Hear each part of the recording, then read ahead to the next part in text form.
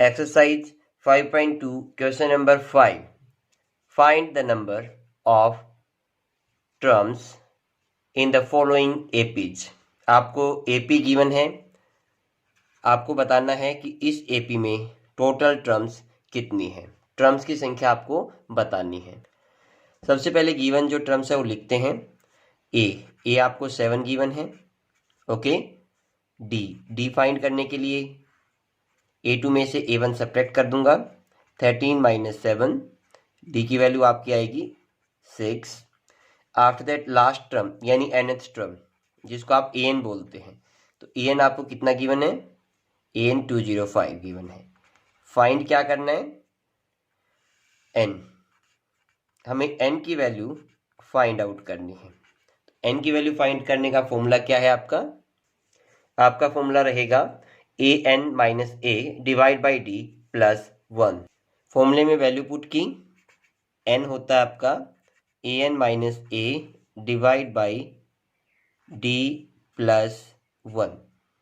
n is equal to an, last term आपकी है 205 minus ए आपका फर्स्ट टर्म 7, डी आपका आया 6 प्लस 1। n की वैल्यू आ जाएगी आपकी 198 डिवाइड बाई 6 क्योंकि सब्ट्रैक्ट कर दिया plus 1। n is equal to होगा आपका 6 3 जा और 6 3 जा 33 में 1 ऐड करेंगे तो यानी 44। टोटल इस एपी में 205 तक 44 टर्म्स है, यानी 44 इसमें पद है। सिमिलरली सेकंड पार्ट पे नज़र डालते हैं। ए आपका हो गया 18, डी निकालने के लिए मैं A2 यानी 15.5 से 18 को सब्ट्रैक्ट कर दूंगा। देखिए आंसर माइनस का आएगा, क्यों? क्योंकि माइनस का 18 है, बड़ा है 15.5 से, तो आंसर माइनस में आएगा। 18 में से 15 जाती है तो 3 बचता है, लेकिन ये 15.5 है तो 2.5 बच जाएगा, 2.5 बच जाएगा। स्पष्ट है ना? क्योंकि 18 में से 15 गए तो 3 बचेगा, इसमें हाफ और ज़्यादा है तो हाफ और घटा दो 3 में से तो 2.5 होगा। माइनस क्यों आया? क्योंकि 18 के आगे माइनस का सिंबल और 18 बड़ा है। सिमिलरली an, लास्ट टर्म आपको गिवन है 47 जो यहाँ पे दे रखी है। फाइंड क्या करना है? n का फॉर्मूला यहाँ पे गिवन है, मैं फिर से लिख देता हूँ। लास्ट टर्म में से पहली टर्म घटा दो, d से डिवाइड करके 1 ऐड कर दो। लास्ट टर्म आपकी -47, फर्स्ट टर्म इसमें से 18 सब्ट्रैक्ट कर दी, डी आपका क्या है 2.5 माइनस का, तो इसको आप लिख सकते हैं -5/2 भी आप इसको लिख सकते हैं। तो -5 नीचे रह जाएगा, 2 पर मल्टीप्लाई में चला जाएगा +1। ठीक है, अब इसको ऐड किया 8 7 5 ऐड हो जाएंगे दोनों क्योंकि माइनस के हैं। 4 1 5 और 1 6 -65 बटे -5 गुणा में ऊपर 2 रहेगा +1। क्यों आया? क्योंकि देखो 5/2 था तो बाई के बाई में जो नंबर है ऊपर चला जाता है। ठीक है, ओके। अब ये हो जाएगा माइनस से माइनस कैंसिल, 13 पे कटेगा, 13 दूनी 26 जमा 1, तो n की वैल्यू क्या आ जाएगी आपकी 27, यानी इसमें कुल 27 पद है। तो ये आपका क्वेश्चन 5 सोल्व होता है। Question number 6, check whether -50 is a term of AP. AP आपको दे रखी है, क्या इसकी टर्म -150 है या नहीं है, या इसमें टर्म आती है इस एपी में या नहीं आती, आपको बतानी है। ओके, तो रख लेते हैं, सॉल्यूशन करते हैं इसका। आप देखिए ए क्या आपका 11, इसके बाद डी निकालेंगे, डी कितना हो जाएगा 8 माइनस 11, एपी घट रही है तो आंसर माइनस में आएगा यानी -3, तो डी की वैल्यू -3 आ गई। ठीक है, after that an last term मान लेते हैं -150, ये हमने लेट कर ली, मान ली कि ये इसकी एक टर्म है। चेक बाद में हो जाएगी है या नहीं, लेकिन पहले मान लेते हैं कि an यानी इसकी लास्ट टर्म 150 है। निकालना क्या है? n की वैल्यू निकालनी है। तो n की वैल्यू फाइंड करने के लिए फॉर्मूला क्या है? लास्ट टर्म में से पहली टर्म घटा दो और जो कॉमन डिफरेंस है ना सार्वंतर, उससे भाग दे के 1 ऐड कर दो।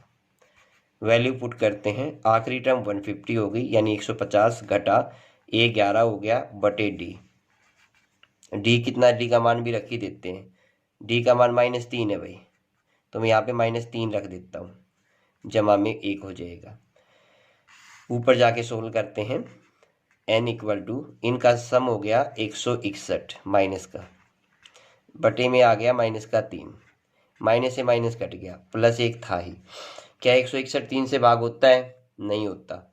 ठीक है, तो यहाँ पे क्या लिखेंगे, n can not possible, can not possible, n की वैल्यू पॉसिबल नहीं है या संभव नहीं है, हिंदी में बात करूँ, संभव नहीं है। क्यों? क्योंकि 161 को 3 से भाग यानी डिवाइड नहीं किया जा सकता। ओके, आपको बात समझ में आ गई ना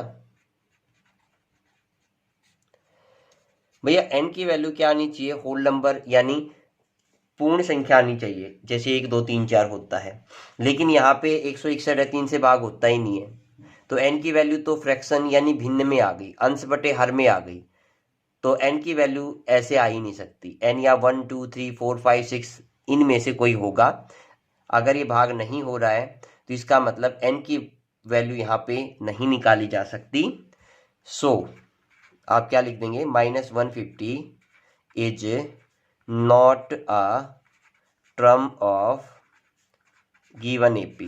तो इसलिए 150 माइनस का जो है, जो एपी आपको दे रखी है, इसमें नहीं आने वाली, ये नंबर इस एपी में नहीं आएगा, या इस एपी का ये सदस्य नहीं है। Okay students, I hope you got it. Question number 7, first 31st term of the AP whose 11th term is 38 and 16th term is 73। Solution करते हैं। फाइंड क्या करना है, 31st टर्म फाइंड करनी है। 31st टर्म क्या होती है, a + 30d होती है। इसका मतलब हमें a और d की वैल्यू फाइंड करनी पड़ेगी।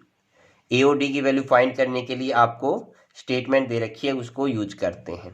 पहले कह रहा है कि 11th टर्म होती है a11। 11th टर्म किसकी इक्वल होती है, a + 10d की, हमने पढ़ा था फर्स्ट एक्सरसाइज में।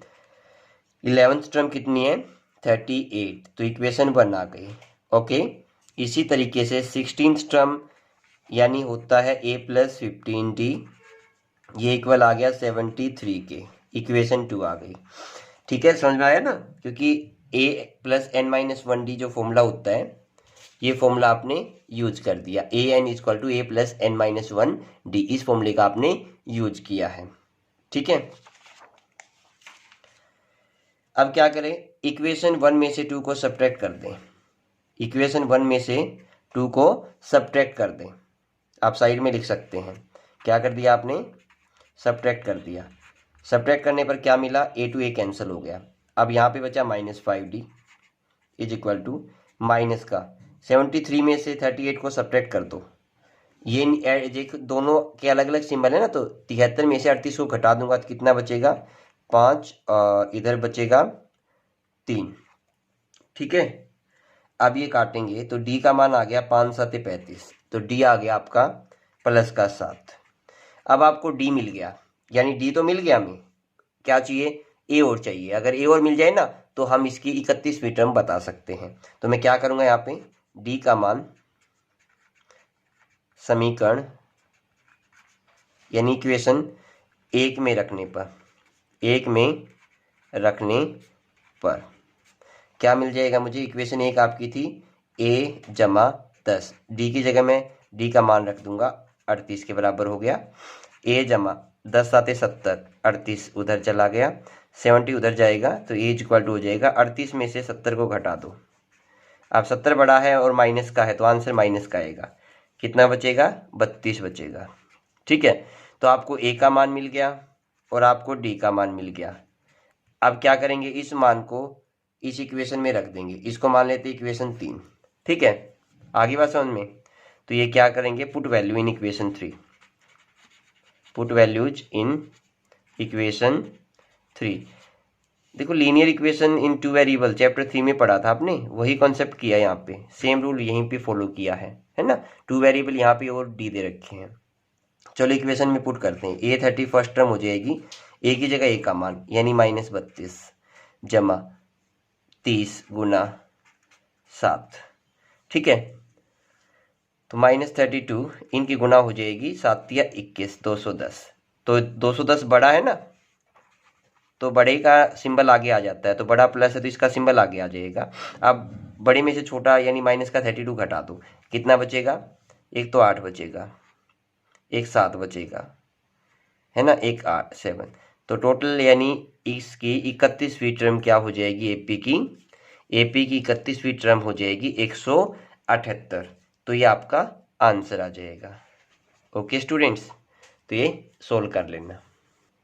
क्वेश्चन नंबर 8 में पूछा आपसे, एक एपी में 50 पद है जिसका तीसरा पद 12 है और अंतिम पद 106 है, तो उसका 29वां पद क्या होगा? मतलब कि एपी में टोटल 50 टर्म्स है। तो पहले लिख लेते हैं, जो गिवन टर्म है ना वो लिख लेते हैं ताकि हमारा काम आसान हो। गिवन टर्म कितनी है टोटल? n, तो n की वैल्यू आपको 50 दे दी। ओके, इसके बाद और क्या दे रखा है कि उसमें जो थर्ड टर्म है वो 12 है। तो थर्ड टर्म को मैं क्या लिख सकता हूँ, यानी थर्ड टर्म आपकी क्या होती है? a+2d होती है। कितना दे रखा है? 12 है, इक्वेशन 1 मान ली। आफ्टर दैट लास्ट टर्म, भैया लास्ट टर्म क्या होती है?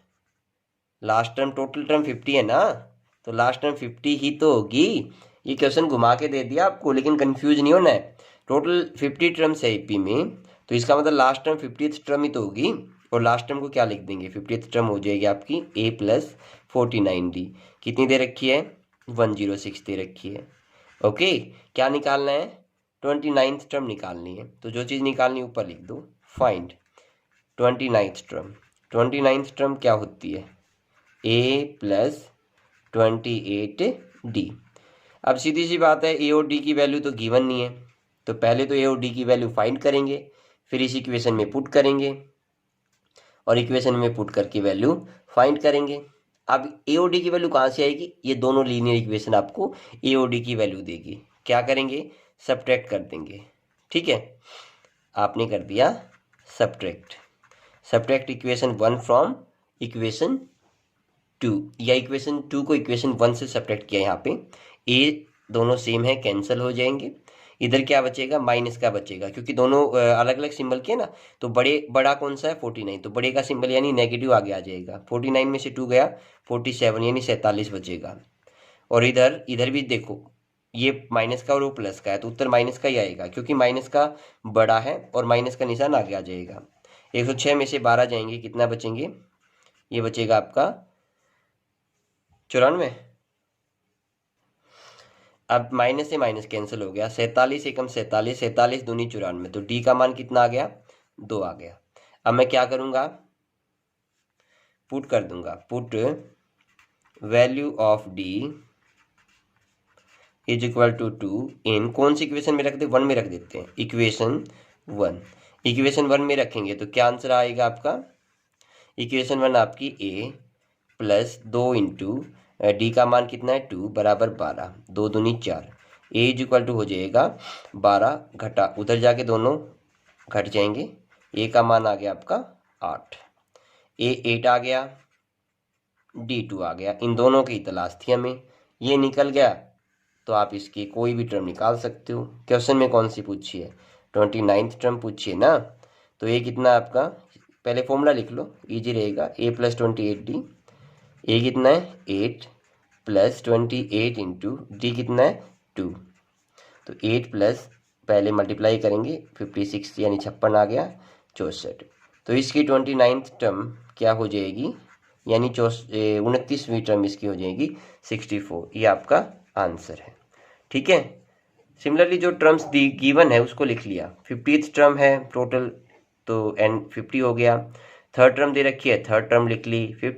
लास्ट टर्म यानी 50th टर्म दे रखी है, तो 15th टर्म लिख ली। यहाँ से हमने लीनियर इक्वेशंस को सोल्व किया तो डी और ए की वैल्यू मिल गई। डी और ए की वैल्यू हमने इक्वेशन 3 29th टर्म में पुट कर दी, हमें आंसर मिला 64। 9th क्वेश्चन में कह रहा है, if third and 9th term of AP are this, then which term of the AP is 0? यदि किसी एपी के तीसरे और 9वें पद क्रमशः 4 व -8 है तो कौन सा पद इसका शून्य होगा यानी 0 होगा। तो सबसे पहले तो वही काम गिवन लिखते हैं। गिवन क्या है? Third term.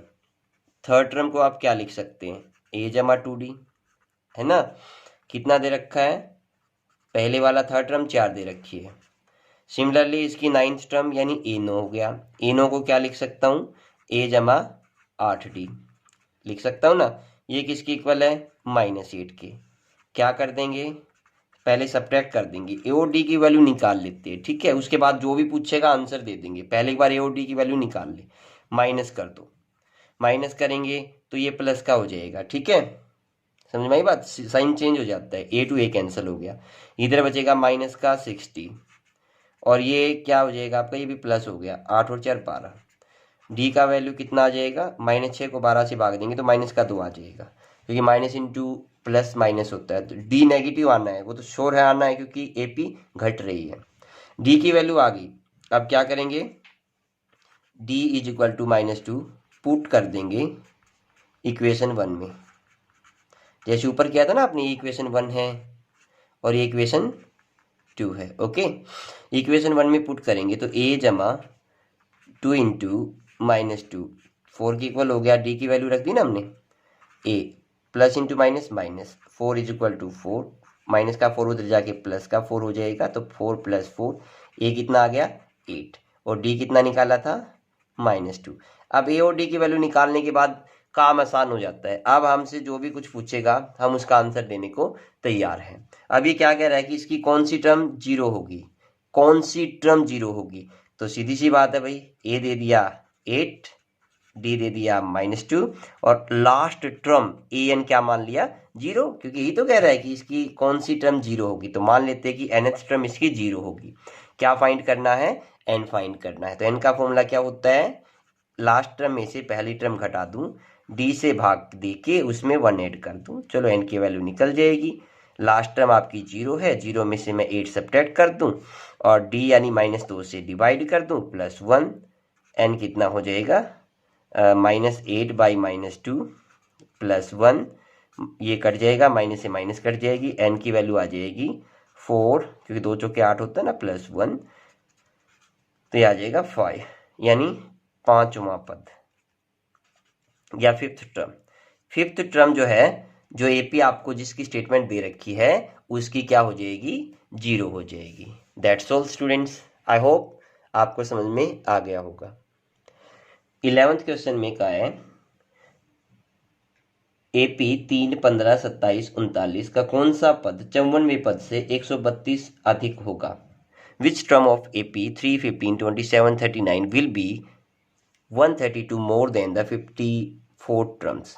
बाकी काम तो बाद के हैं। सबसे पहला काम क्या है कि हम इसकी 54th टर्म निकाल लें। बाकी क्या दे रखा है क्या नहीं वो बाद में देखते हैं। ओके स्टूडेंट, सॉल्यूशन करते हैं। ए क्या है आपका टर्म में? 3 हो गया। डी कितना हो जाएगा? 15 में से 3 सब्ट्रैक्ट करेंगे, डी की वैल्यू आ गई आपकी 12। ओके, आफ्टर दैट एन कितना है? 54, क्योंकि 54th टर्म निकालनी है ना। अब आपके पास ए की वैल्यू है, डी की वैल्यू है और एन की वैल्यू है। आपको क्या निकालना है? लास्ट टर्म यानी 54th टर्म निकालनी है। क्वेश्चन के अनुसार ही चल रहे हैं हम। 54 टर्म निकालनी तो क्या हो जाएगी? a + 53d हो जाएगी, है ना। a + n - 1d का फॉर्मूला यूज कर लिया आपने। जितनी टर्म होती है उससे एक कम लिखी जाती है यहाँ पे। अब a कितना है? 3 है। 53 मल्टीप्लाई d की वैल्यू कितनी है? 12 है ना। 12 यहाँ पे फर्स्ट में से 2 को सब्ट्रैक्ट किया, चेक कर सकते हो सभी में सेम आएगी d, तो AP है तो 3 + 12 3 36 3 12 5 60 और 3 66, तो 639। ये यहाँ पे हमें 54th टर्म मिल जाती है, 54वीं टर्म।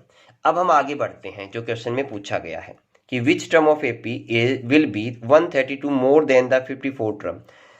54th टर्म आ गई 639। अब इससे भी ज्यादा है कितनी? 132। तो मैं क्या कर दूंगा? 54th टर्म में 132 को ऐड कर दूंगा। यही अकॉर्डिंग टू क्वेश्चन चल रहा हूं मैं, आप बेशक लिख सकते हो पर्सन के अनुसार। 54th टर्म कितनी आपकी? 639 है। ओके, इसमें कितना जोड़ दूंगा 132, तो कितना मिलेगा मुझे 9 2 11, 3 3 6 और 1 7 और 6 और 1 7। ठीक है, तो 771 आ जाएगा ये। क्या अभी सोल्व हो गया पूरा? नो, अभी सोल्व नहीं हुआ है। मतलब ये वो नंबर है जो 54 टर्म से 132 से ज़्यादा है। आपको ये बताना है कि ये कौन से नंबर पे आता है। ठीक है, अब इस क्वेश्चन में दोबारा से इसको सोल्व करना पड़ेगा। फिर से ए क्या हो गया 3, डी कितना है 12 और ए यानी आखिरी टर्म कितनी है 771। निकालना क्या है एन, मतलब 771 कौन से स्थान पर आता है, number of term find out करनी है। चलिए एन का फॉर्मूला क्या होता है कि लास्ट टर्म में से पहली टर्म घटा दूं और कॉमन डिफरेंस सारे अंतर से भाग दे के 1 जोड़ दूं। ये फॉर्मूले आपको याद करने पड़ेंगे। एन इज इक्वल टू हो जाएगा 771 में से 3 घटा दूं बटे डी कितना है 12 जमा 1। सोल्व करने पर क्या मिलता है, ये मिलेगा मुझे 7 6 और 8 बटे 12 जमा 1। सोल्यूशन मुझे आंसर के रूप में मिल जाएगा भाई। एन कितना हो जाएगा 12 चौक 72 और 12 चौक 48, 12 चौक 72, सॉरी 12 छिक 72 होता है। ठीक है ना, एक गलती हो गई, 12 छिक 72 और 12 चौके 48, एक जोड़ दोगे एन की वैल्यू कितनी आ जाएगी 65 हो जाएगी। तो क्वेश्चन में इसने क्या पूछा था कि कौन सी टर्म है जो इसकी 54वीं टर्म से 132 अधिक होगी। तो पहले हमने इसकी 54वीं टर्म निकाल ली, उसमें 132 जोड़ लिया जो 771 आया। अब हमने ये देख लिया कि ये 771 इस एपी में कौन से नंबर पे है, तो ये आपका आंसर हो जाएगा 65, यानी 65वें स्थान पर है 771। ये आपको आंसर मिल चुका है।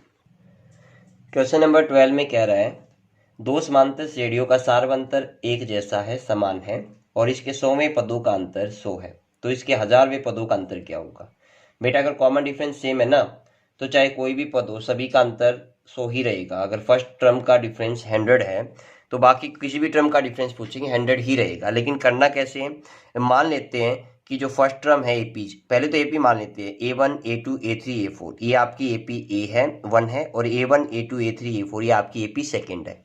ओके, तो यहाँ पे फर्स्ट टर्म पहली एपी की A1 हो गई, सेकेंड एपी की ये बड़ा A1 हो गई। कॉमन डिफरेंस दोनों में सेम दे रखा है D हो गया।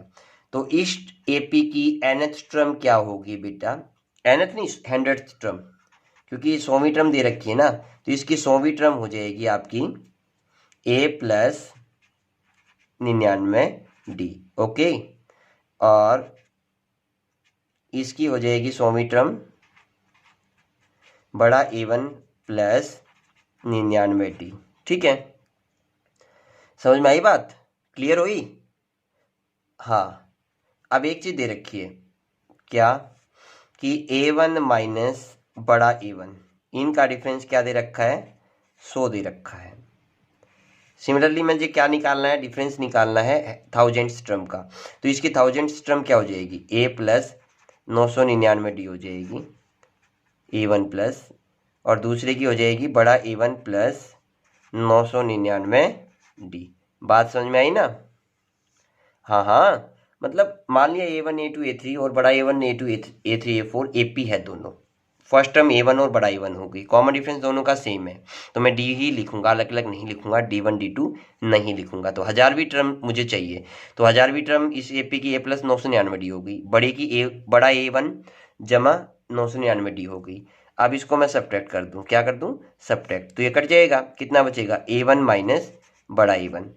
A1 बड़ा माइनस कितना है 100 है, ये तो पहले ही रखा है, ये आपको क्या है गिवन है कि फर्स्ट टर्म का डिफरेंस 100 है। इस केस में क्या होगा स्टूडेंट्स, इस सम में आपसे चाहे 100 टर्म पूछे, चाहे 57th टर्म पूछे, चाहे 1000th टर्म पूछे, चाहे 95th टर्म पूछे, कोई भी टर्म क्यों ना पूछे, सभी का जो डिफरेंस होगा, सभी का डिफरेंस 100 ही होगा, क्योंकि कॉमन डिफरेंस सेम है। ठीक है, तो लास्ट की टर्म कैंसिल हो जाएगी। बाकी करने का तरीका मैं आपको बता